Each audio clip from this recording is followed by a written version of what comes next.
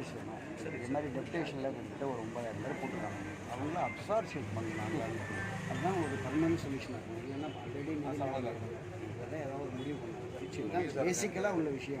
அதுக்கப்புறம் மீதியெல்லாம் ஒரு பேச்சுவார்த்தை, முத்தரப்பு பேச்சுவார்த்தைக்கு அரேஞ்ச் பண்ணாங்கன்னா சொல்யூஷன் கிடைக்கும். அதனால் அரசு வந்து உடனடியாக ஒரு பிரச்சனை இருக்காமல் ஒரு முத்தரப்பு பேச்சுவார்த்தைக்கு ஆடியோ அவர்கள் வந்து முயற்சி எடுக்கணும். எங்களுக்கு அடுத்தடுத்த கட்டத்துக்கு போராட்டத்துக்கு தள்ளாமல் அவங்க எடுத்து தீர்ப்பு வைக்கிறது முயற்சி பண்ணலாம். சார் ஆட்சியுடைய கவனத்துக்கு எடுத்து சென்று மாவட்ட ஆட்சியுடைய கவனத்துக்கு எடுத்து சென்று நடவடிக்கை மேற்கொள்கிறோம் சார். ரொம்ப சந்தோஷம் சார். வந்து நீங்கள் என்ன சார்? சார் ஆட்சியர் நேர்முதவியாளர் உதவியாளர். சரி. Personal assistant to sir. சரி. இதை உடனடியாக கொஞ்சம் முத்தரப்பு பேச்சுவார்த்தை உடனடியாக ஏற்படுத்தணும்.